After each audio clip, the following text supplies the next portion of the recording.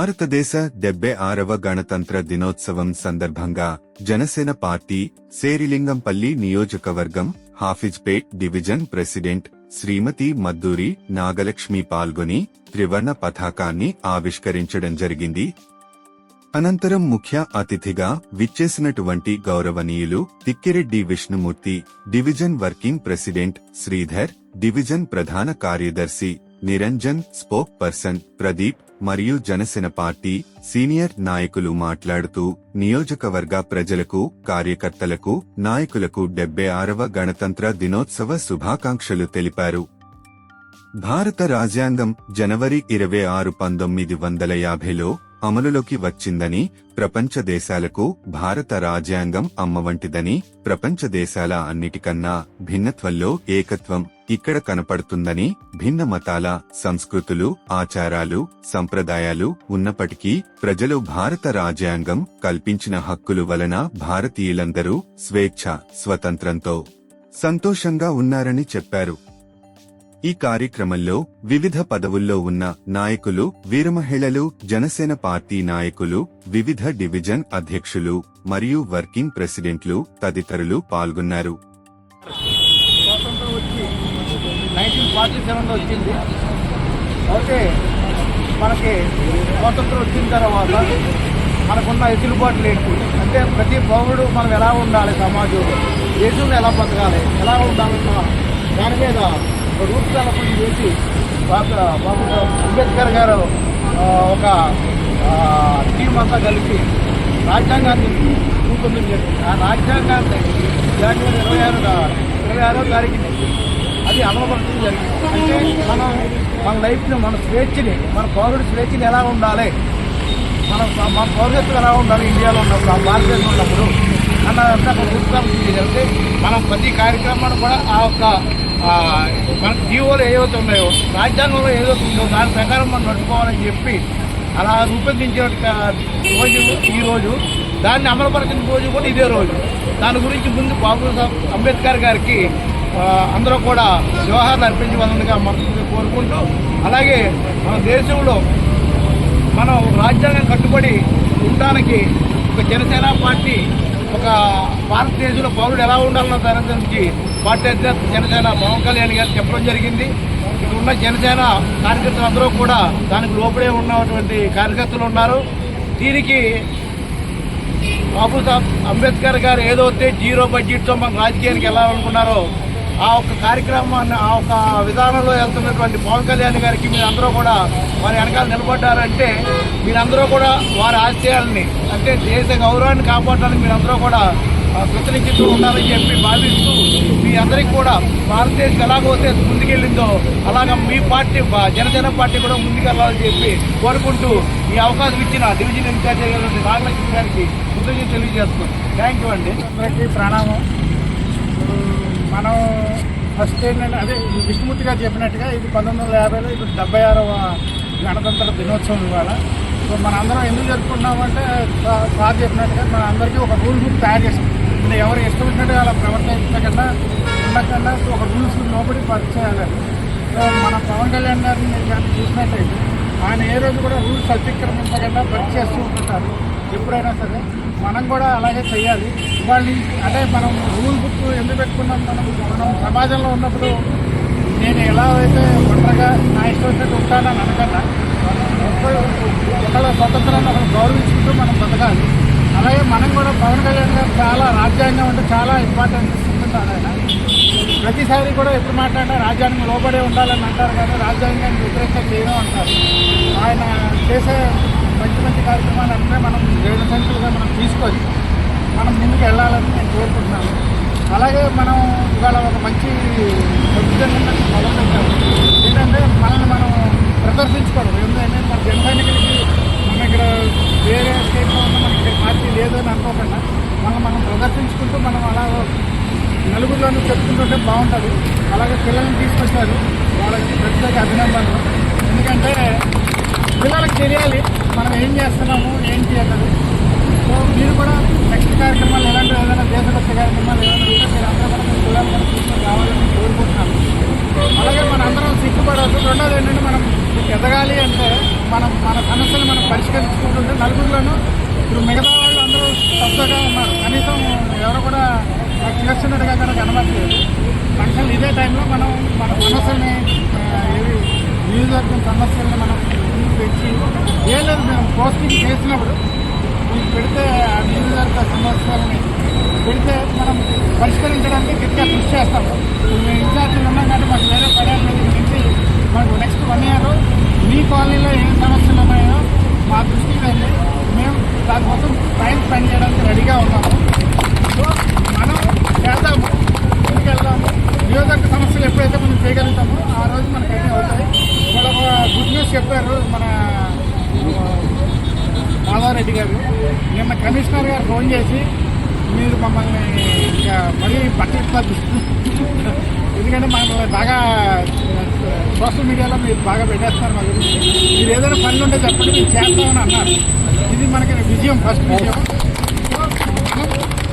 మీరు ఏదైనా సమస్య తీసుకొస్తే డెఫినెట్గా పరిష్కారం చేస్తాము.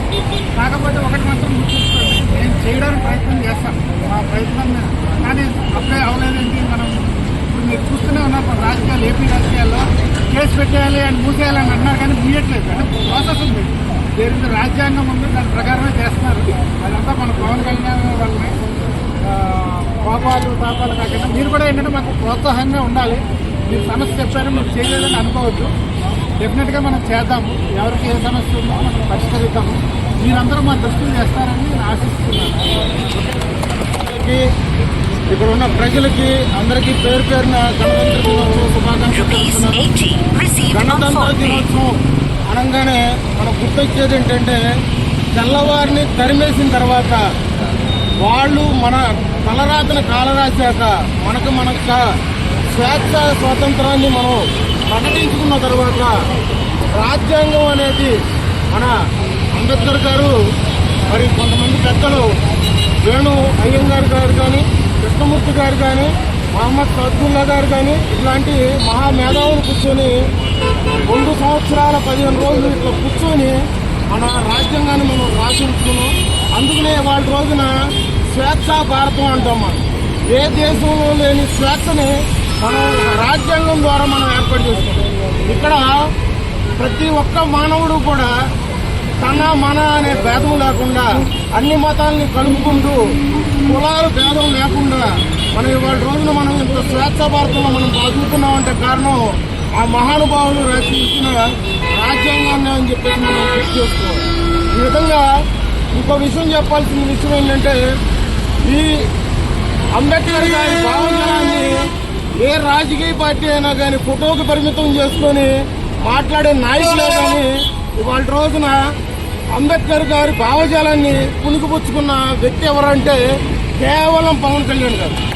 ఆ పవన్ కళ్యాణ్ గారు ఎన్నో పోరాటాలు చేసి 10 సంవత్సరాలు పోరాటాలు చేసిన తర్వాత ఇవాళ రోజున గుర్తింపు పొందిన పార్టీగా పోటీ చేసిన 21 స్థానాలకు 21 చోట్ల గెలవడం కాకుండా ఇవాళ రోజున కేంద్ర ప్రభుత్వానికి ఒక వెన్నుముకగా నడుచుకుంటున్నారు. ఇవాళ రోజున యావత్ భారతదేశం కూడా ఒక పవన్ కళ్యాణ్ గారు వెనకాల చూస్తుందంటే మనం చాలా కార్యకర్తలైనటువంటి మనం కూడా గర్వించదగ్గ విషయం. రానున్న రోజుల్లో మనం కూడా ఈ తెలంగాణలో మన జనసేన పార్టీ రెపరెపలాడుతూ సమయం కాస్త సమయభావం వల్ల మనం కొంచెం లేట్ అయి ఉండొచ్చు. అటు తెలంగాణ ఇప్పుడు ఆంధ్ర అయింది, రేపు పొద్దున తెలంగాణ అవుద్ది. కానీ ఖచ్చితంగా మనం పోరాడతాము, మనం అనుకున్నది సాధించి తీరుతాము. సాధించుకున్న తర్వాత మన కోరికలు ఏవైతే ఉన్నాయో, మన సమస్యలు ఏవైతే ఉన్నాయో అవన్నీ తీర్చుకొని ఒక నిక్కర్సైన నాయకుడికి మనం కూడా మన వంతు పౌరుడిగా మనం కూడా సాయం చేసి మనం నిలబడదామని చెప్పేసి కోరుకుంటున్నాం. మనకి స్వతంత్రం వచ్చిన తర్వాత సుమారుగా 2 సంవత్సరాల 11 నెలల 8 రోజులు కష్టపడి 300 మంది కష్టపడి సుమారుగా మనకు రాజ్యాంగాన్ని కల్పించారు. ఆ రాజ్యాంగంలో ఎంతో కీలకమైన పాయింట్స్ రాశారంటే ప్రతి ఒక్కరికి, అంటే బడుగు బలహీన వర్గాలకి, ధనవంతులు, పేదవాళ్ళు అందరూ కూడా ఇదే సొసైటీలో సుఖంగా సమానత్వంతో బతికేలాగా మన రాజ్యాంగాన్ని రచించారు. కాబట్టి ఈ రోజున ప్రపంచంలో ఇతర ఏ దేశాల్లో లేనటువంటి స్వాతంత్రంగా భారతదేశంలో మాత్రమే పౌరులు బతుకుతున్నారనమాట. అంత గొప్ప రాజ్యాంగం రచించిన వాళ్ళలో ఒకళ్ళైనటువంటి అంబేద్కర్ గారిని గౌరవించుకుంటూ ఈ ప్రోగ్రామ్ని మనకి ఇక్కడ వివిధ అధ్యక్షులైనటువంటి నాగలక్ష్మి గారు చేయడం చాలా సంతోషంగా ఉంది. ఈ గణతంత్ర దినోత్సవానికి ఇంకొక స్పెషాలిటీ ఏంటంటే, ఈ గణతంత్ర దినోత్సవానికి మన జనసేన పార్టీ గుర్తింపు పొందిన జాతీయ పార్టీ అయింది. ఇది నిజంగా మనం చాలా సంతోషించాల్సిన విషయం. ఎందుకంటే లాస్ట్ టైం ఎమ్మెల్యే ఎలక్షన్ జరుగుతున్నప్పుడు ఇక్కడ మేము జోనల్ కమిషనర్ ఆఫీస్కి వెళ్ళి ఒక డేటా అడిగామన్నమాట. డేటా అడిగితే వాళ్ళు ఏమన్నారంటే జనసేన గుర్తింపు పొందిన పార్టీ కాదు, మీకు డేటా ఇవ్వలేమన్నారు. ఆ రోజు మేము చాలా బాధపడ్డామన్నమాట. అర్థం వచ్చి మా పార్టీకి ఇలా అన్నారేంటని. ఇప్పుడు మేము వెళ్ళామనుకోండి, మాకు గౌరవంగా సగౌరవంగా డేటా కానీ ఇవ్వడం మేము వెళ్ళచ్చు. చాలా హ్యాపీ ఫీల్ అయింది. Thank you so much.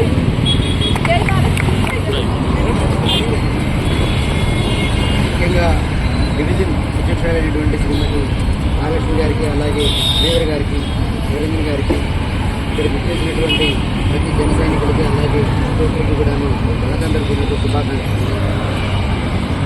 ముందుగా కృష్ణమూర్తి గారు అలాగే నిరంజన్ గారు చెప్పినట్లు డాక్టర్ బాబాసాహెబ్ అంబేద్కర్ గారు రచించినటువంటి రాజ్యాంగాన్ని ఈరోజు అమల్లోకి తీసుకొచ్చి దేశంలో ఇతరులకు వర్ణ వర్గాల వారందరికీ కూడా ఏ విధమైనటువంటి ఫలితాలు దక్కాలి, రాజకీయంగా వారికి ఎటువంటి అవకాశాలు కల్పించాలి అనేటువంటి అనేక రకాలైనటువంటి అంశాల పట్ల ఆయన విధి విధానాన్ని రూపొందించి ఈ రోజున దాన్ని మనం మన స్వతంత్ర భారతదేశంలో అమలు చేసుకునేటువంటి విధంగా ఈ రోజున మనం పరిగణించడం జరిగింది. అందులో భాగంగానే ఈరోజు మనం గణతంత్ర దినోత్సవం 6వ గణతంత్ర దినోత్సవ వేడుకలను మనం నిర్వహించుకుంటున్నాము. అయితే ఈ స్వతంత్ర భారతదేశంలో పోటీ చేసినటువంటి అన్ని స్థానాల్లో గెలిచినటువంటి ఏకైక పార్టీ జనసేన. అది ప్రతి ఒక్కరికి తెలిసిన విషయం. అయితే ఆ పార్టీ నిర్ణయించినటువంటి 7 సిద్ధాంతాల్లో ప్రాంతీయతను విస్మరించిన జాతీయతావాదం అని చెప్పేసి ఒక సిద్ధాంతం పెట్టారు. మీరు భారతదేశంలో ఉన్నటువంటి ఈవెన్ కమ్యూనిస్ట్ పార్టీతో సహా ఏ పార్టీ సిద్ధాంతాలైనా గమనించండి, ఇటువంటి ఒక ఉన్నతమైనటువంటి సిద్ధాంతం ఏదైనా ఉన్నది అంటే అది కేవలం ఒక జనసేన పార్టీ, అది గౌరవ అధ్యక్షుడు శ్రీ పవన్ కళ్యాణ్ గారు ఆలోచన విధానం. అంటే జాతీయతే ముఖ్యం, ప్రాంతీయత తర్వాత అనేటువంటి విధానాన్ని ఆలోచించగలిగేటువంటి గొప్ప ఆలోచన విధానం, ఉన్నతమైనటువంటి భావజాలం కలిగినటువంటి వ్యక్తిత్వం కలిగినటువంటి వారు గౌరవనీయులు శ్రీ పవన్ కళ్యాణ్ గారు. మరి వారు స్థాపించినటువంటి జనసేన పార్టీలో వివిధ స్థాయిల్లో వారి యొక్క కర్తవ్యాన్ని నిర్వహిస్తూ అదేవిధంగా జనసేన పార్టీని ముందుకు తీసుకుంటున్నటువంటి ప్రతి ఒక్క జన సైనికుడికి, వీర మహిళలకి, అలాగే కోఆర్డినేటర్కి, డివిజన్ అధ్యక్షుడికి అందరికీ కూడాను మరొకసారి ప్రత్యేకమైనటువంటి ధన్యవాదాలు తెలియజేస్తున్నాను. అదేవిధంగా జనసేన పార్టీ యొక్క అభివృద్ధిని ముందుకు తీసుకెళ్లాలని 2 తెలుగు రాష్ట్రాల ప్రజలను కోరుకుంటూ ఈ యొక్క అవకాశాన్ని అందించినటువంటి డివిజన్ అధ్యక్షులైనటువంటి ఆర్ఎస్పీ గారికి, శ్రీధర్ గారికి, నిరంజన్ గారికి ప్రతి ఒక్కరికి కూడా పేరు పేరున ధన్యవాదాలు తెలియజేసుకుంటూ అందరికీ నమస్కారం. జనసేన పార్టీ అధ్యక్షుడు అయితే ఈ యొక్క కార్యక్రమానికి మాధవరెడ్డి గారు మాకు ఈ ప్రోగ్రామ్ చేయమని ఆదేశించారు. దానివల్ల అయితే ఇక్కడ ఏంటంటే నేను చెప్పొచ్చేది గణతంత్ర దినోత్సవం అనేది ప్రతి భారతీయులు చేసుకోవాల్సిన ఒక పెద్ద పండుగ నేను అనుకుంటాను. ఎందుకంటే పవన్ కళ్యాణ్ గారు కూడా ఎంతో గొప్పగా చెప్తారు మన రాజ్యాంగం గురించి. ఆయన ఒక స్ఫూర్తిగా ఆయన మాకు ముందు నడుస్తున్నాడు. ఆయన అడుగుజాడల్లో మేము నడవాలనుకుంటున్నాము. అదేవిధంగా ఈ యొక్క ప్రోగ్రామ్కి ఇచ్చేసిన ప్రతి ఒక్కరికి కూడా పేరు పేరున ధన్యవాదాలు చెప్తున్నాను. ఒక ఫోన్ కాల్ నేను ఎవ్వరికి కూడా ఇంటికి వెళ్ళి చెప్పలేదు, జస్ట్ ఒక గ్రూప్లో పెట్టాను, ఒక ఫోన్ కాల్ మాత్రమే. అలాగే విష్ణుమూర్తి గారికి, గణపతి గారికి, వచ్చిన ప్రతి ఒక్కరికి కూడా మన వర్కింగ్ ప్రెసిడెంట్ శ్రీధర్ గారికి, అలాగే మన నిరంజన్ గారికి, ప్రధాన కార్యదర్శి నిరంజన్ గారికి, అలాగే ఈ ప్రోగ్రాంకి వచ్చిన శ్రీనివాస్ గారికి, ప్రతి ఒక్కరికి మరి నేను కొంతమంది పేర్లు చెప్పి కొంతమంది పేర్లు చెప్పకపోతే బాగోదు. వేరే మహిళగా మన హిందూ మేడం, పుష్ప మేడం నాకు ఎంతో సపోర్ట్ ఉండి చేసినందుకు నిజంగా ప్రతి ఒక్కరికి ఒక్కరు కాదు. ఇక్కడ వర్కింగ్ ప్రెసిడెంట్స్ ఉన్నారు, డివిజన్ ప్రెసిడెంట్స్ ఉన్నారు, అలాగే జనసేన పార్టీ అంటే అభిమానించి వచ్చే వాళ్ళు ఉన్నారు. మరి గణతంత్ర దినోత్సవం అనేసి